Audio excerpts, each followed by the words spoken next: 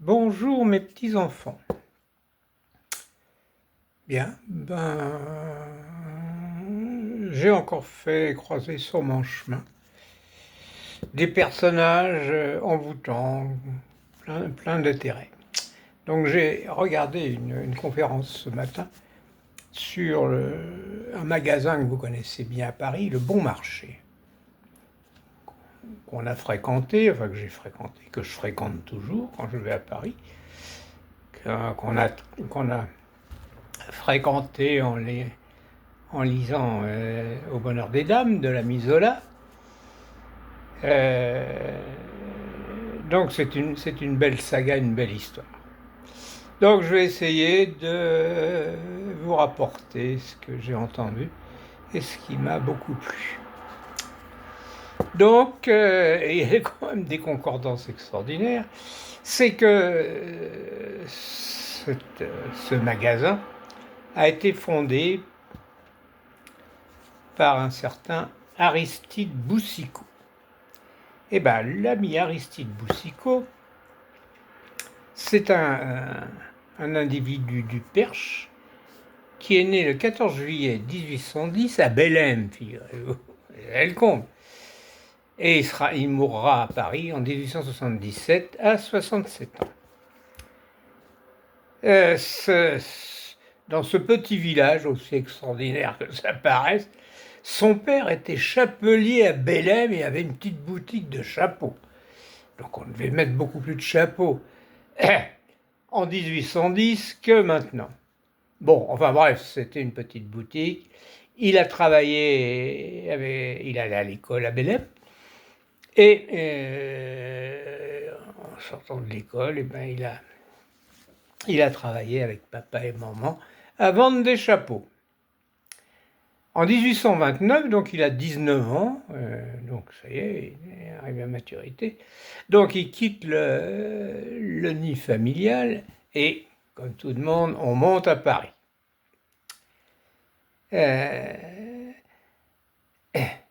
Et il monte à Paris avec un copain d'enfance qui l'accompagnera durant toute sa vie professionnelle, qui travaillera avec lui.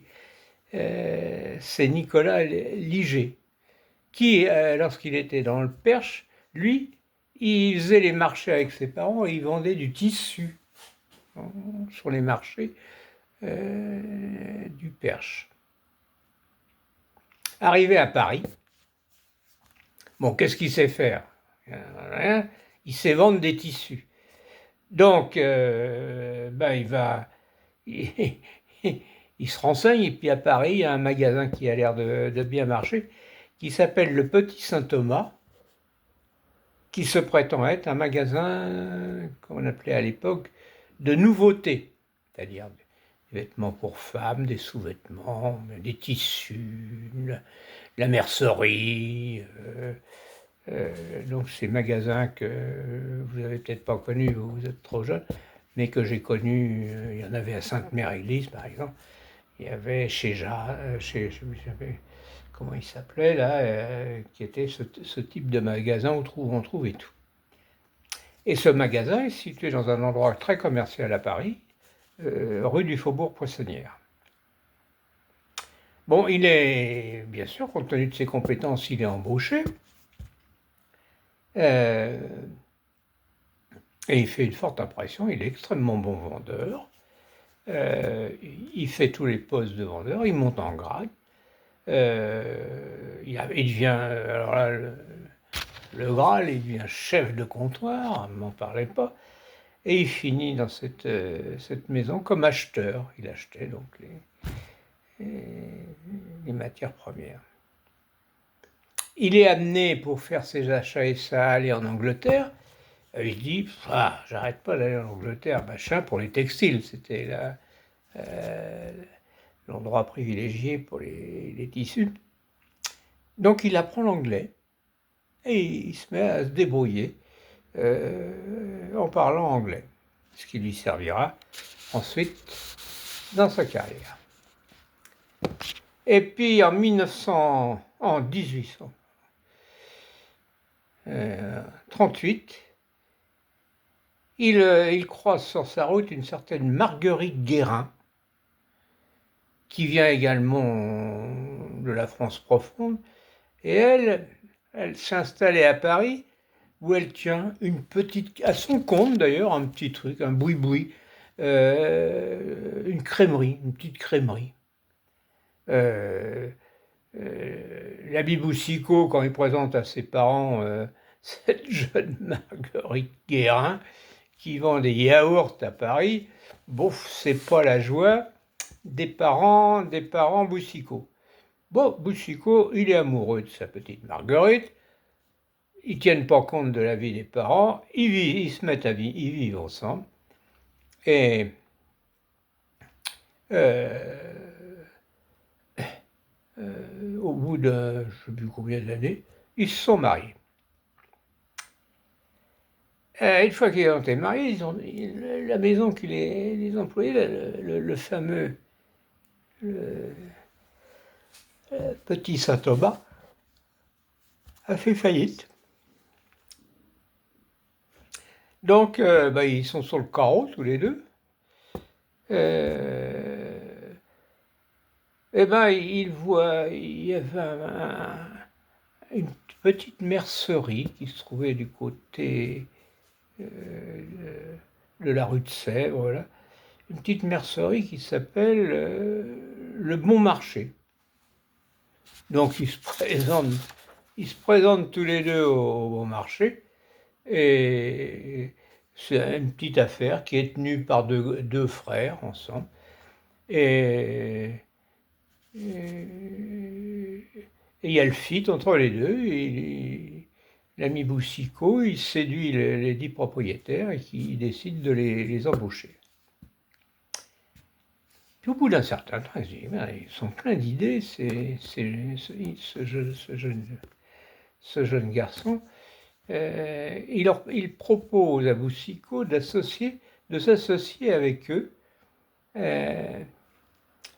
Il voit du potentiel, l'ami Boussicot, dans cette boutique, où il a les deux associés là, s'en occupent pas beaucoup, il laisse les mains libres, il peut faire un peu ce qu'il veut, et il donne son accord. Donc il venait d'hériter de ses parents, enfin de la famille. Il avait un héritage Percheron. Alors au lieu de toucher l'héritage Percheron, ce qu'ils en touchent, il y avait 50 000 francs. Donc ils le mettent dans l'entreprise et il devient copropriétaire avec les propriétaires actuels du fameux Bon Marché. Et donc il crée une nouvelle société et qui réalise un chiffre d'affaires, d'ailleurs cette année-là, 450 000 francs. Et donc avec un capital qui a été mis à hauteur de 440 000 francs en capital. Ils établissent entre eux une règle fondamentale qu'ils respecteront, c'est que dès l'instant où la société fait des bénéfices, les bénéfices ne sont pas donnés aux actionnaires, mais sont réinjectés pour les investissements dans l'entreprise.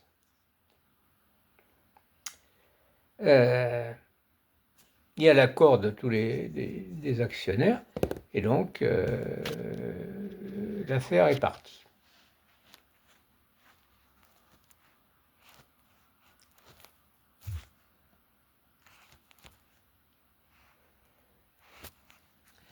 Le jeune couple se montre novateur, entrepreneur.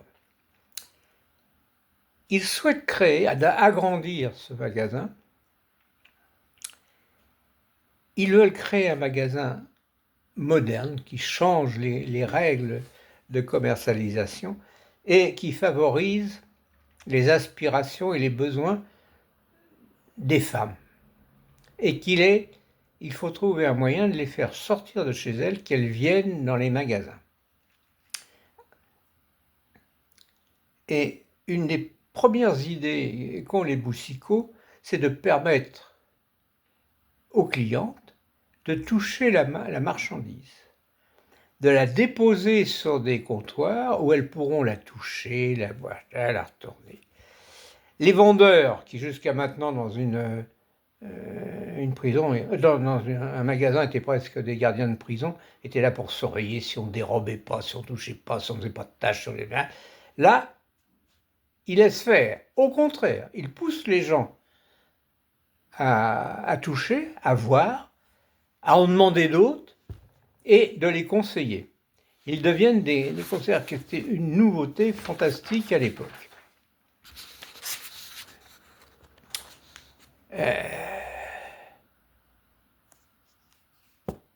Et alors, également, c'est une succession d'innovations et de nouvelles manières de faire.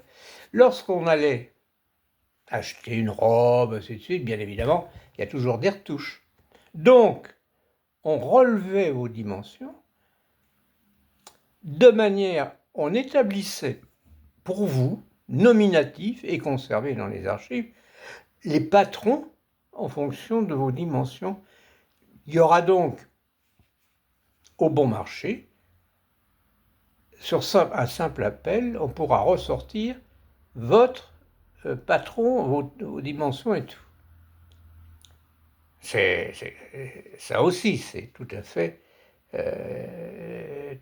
innovant. Ainsi, également, à l'époque, ils mettent en place avec leurs associés quelque chose de tout à fait nouveau, c'est un catalogue qui a plus de 4000 références où on a sous les yeux tout ce qu'il y a dans le magasin. Ainsi, si je vois une robe qui me plaît,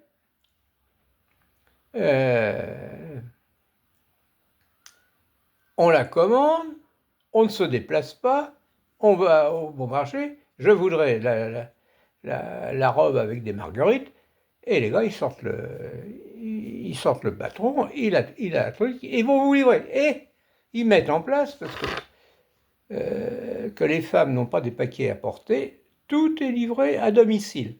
Donc, on voit apparaître dans les rues de Paris des voitures à chevaux à l'enseigne du Bon Marché, et à un moment donné, on a vu des voitures qui avaient l'enseigne du Bon Marché pour livrer les clients. Ah, c'est l'euphorie, on ne parle que ça. Et le dit Boussicot avait un copain d'enfance qui était pâtissier à Bellem, qui s'appelait Maillard. Le fameux Maillard, il avait fait une fortune colossale en s'installant boulanger-pâtissier à New York. Et il était à une tête Et il dit à l'ami Boussicot, tu sais, moi, ma technique, pourquoi j'ai réussi, je ne jouais pas sur la marge, je faisais plutôt des marges faibles, mais il fallait que je fasse du volume. Donc, comme j'avais un prix faible, ça attirait les gens, donc ça me créait du volume, et j'ai fait fortune comme ça.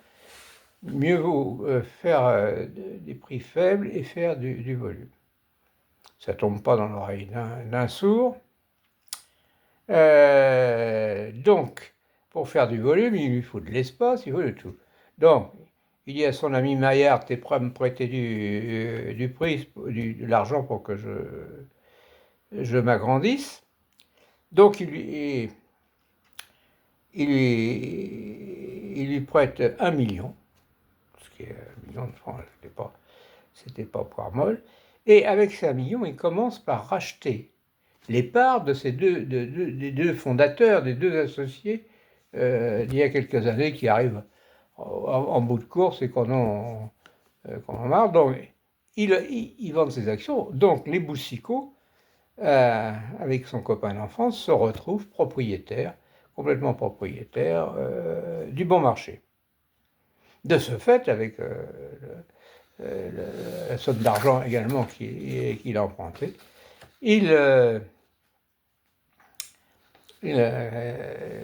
grandi le magasin pour faire du volume, et son ami Maillard, lui, voilà, dans la pâtisserie, j'ai pas de stock, il faut pas que tu aies de stock, il faut que ça tourne. Alors,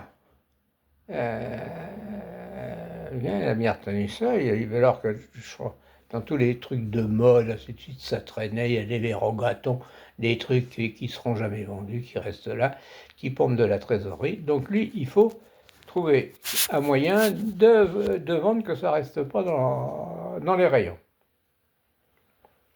Donc d'agrandir, de faire du volume, de vendre moins cher et d'écouler les stocks. Ce qui sont des principes de gestion qu'on rencontre dans toutes les entreprises. Bon, c'était du bon sens. Alors, il commence les agrandissements, il fait des travaux entre 1868 et 1887. En 1887, les bons marchés ont une surface de 53 000 mètres carrés. C'est pas rien. Là, et là, il repense avec son épouse et son ami d'enfance leur gestion commerciale. Alors, ils déposent et mettent en place des idées, parce qu'ils ont des idées, mais il faut que ça devienne opérationnel très rapidement. Donc, on affiche les prix. Bon. Et puis, on divise pour écouler les stocks. On structure l'année calendaire en périodes. Alors, il y a la période qu'on voit maintenant, d'offres spéciales, avec la période des jouets, Noël, bien évidemment, la période du blanc, janvier, février. Et puis, pour tout ce qui n'est pas vendu, il y a les périodes de solde, où on baisse les prix pour écouler, que les stocks diminuent. Donc, on met en place la livraison à domicile. Sur les soldes, on divise la période des soldes en plusieurs périodes en augmentant le pourcentage de remise. Donc la mise en place de la vente sur catalogue. Et voilà. Et comme il y a du monde, il y a des gens qui viennent de partout, ils investissent en face dans un bâtiment qui est l'hôtel Lutetia. Cet hôtel, donc, sert à accueillir à la fois leurs clients français, mais également, comme il y a sur le mode de vente, que c'est connu outre-Atlantique notamment, et aux États-Unis, il y a tous les clients étrangers qui viennent à Paris, et donc qui logent en face du magasin à l'hôtel Lutetia. C'est quand même pas mal, comme j'avoue que là-bas, c'est pas idiot. Alors, il y a aussi un volet vachement intéressant et qui est vraiment pas très courant. Alors, je fais une petite pause. C'est le côté gestion du personnel. Il décide, avec son épouse, ils fermeront le magasin le dimanche. Tout le monde est en congé payé le dimanche. Ce qui n'était pas là, il va falloir attendre je ne sais plus combien de temps pour que ça rentre en location. Pour son personnel, sur place, il crée une cantine. Il construit et loue des chambres pour les jeunes embauchés et les stagiaires qu'il emploie à certaines périodes de l'année. Il implante dans la société une assistante sociale. Quand même un peu innovant, on n'est pas en 36, là, il y a en permanence une assistance médicale avec une infirmière. Il instaure, ouvert à tout le monde, la formation continue pour le personnel. Le personnel qui le souhaite peut recevoir, sans perte de salaire, une formation. Il est institué l'ancienneté dans la société, des promotions liées à l'ancienneté. Il met en place, la société, le bon marché met en place une caisse de prévoyance et une caisse de retraite. Ah, j'avoue que qu'on entend ça, là on est en 1800, je ne sais combien, là, en 1870, c'est assez bluffant. Par contre, la gestion du personnel, là, on n'est pas là pour rigoler, on est là pour bosser. Donc, on leur la vis, on y va. Et il est interdit dans la société d'émettre des revendications, de faire grève. Voilà. Et là, les lois sociales, la CGT, n'est pas encore arrivée, effectivement. Bon. Mais et on constate même qu'il y a certaines réunions avec le personnel où le personnel émet des remarques toujours. N'allez pas trop loin, dites donc, là, vous voyez tout ce que ça va coûter à la société. D'ailleurs, il y a presque du personnel qui freine un peu, parce que c'est tellement, à l'époque, inconnu, ces genres de mesures, que tout le monde est surpris. Donc en 1870, à cette époque-là, il est 1870.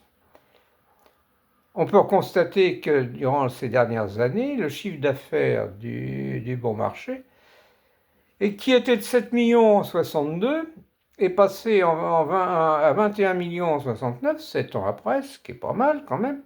Et en 77, on arrive à 72 millions et ça emploie sur les lieux, rue de Sèvres, 1800 personnes. Belle réussite. D'ailleurs, c'est tellement répandu et tellement connu que Zola se saisit de l'histoire du bon marché pour écrire son roman, donc Au bonheur des dames, où tout ce qu'il rapporte, c'est suite à des stages, enfin être présent au sein de recueillir de l'information auprès du personnel dans le magasin.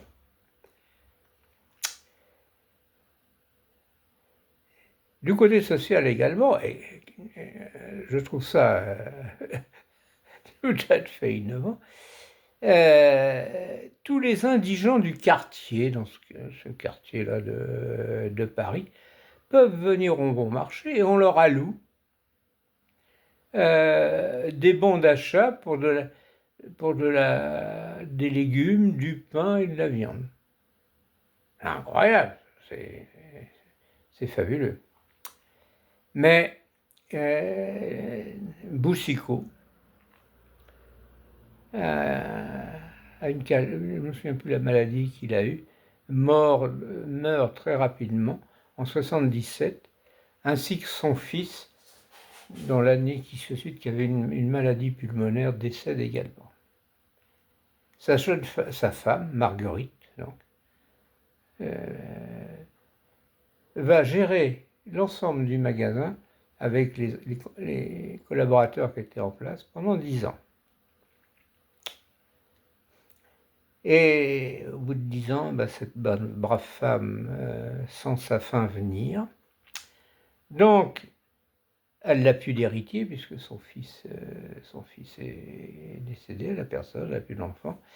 Donc, elle décide de léguer l'ensemble de ses biens à l'assistance publique de Paris et demande que soit construit un hôpital qui portera le nom de Boucicaut, qui existe toujours à Paris, près du Bon Marché d'ailleurs, derrière, pas très loin, il y a un hôpital qui s'appelle l'hôpital Boucicaut. Je ne sais pas s'il n'est pas spécialisé dans les maladies tropicales, je ne me souviens plus. Donc ça a été fait.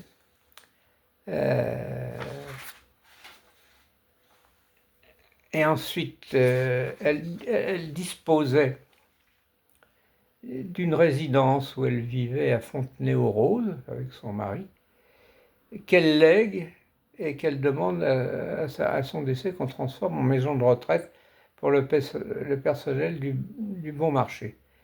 Ce qui a été réalisé et qui a été détruite en 1954. Alors, ce mode de gestion, tout ça, a été remarqué dans le monde entier.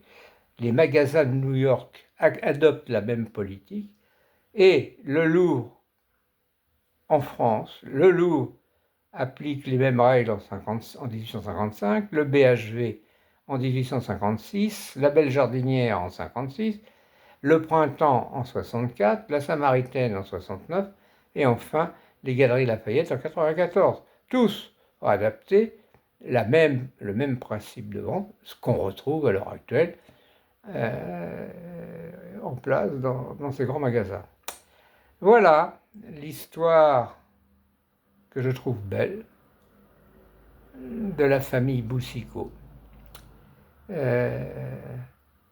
qui, partant de rien, par contre ayant une vision, ayant du génie et un volet humain tout à fait exceptionnel, ont fait que cette histoire est profondément humaine et belle.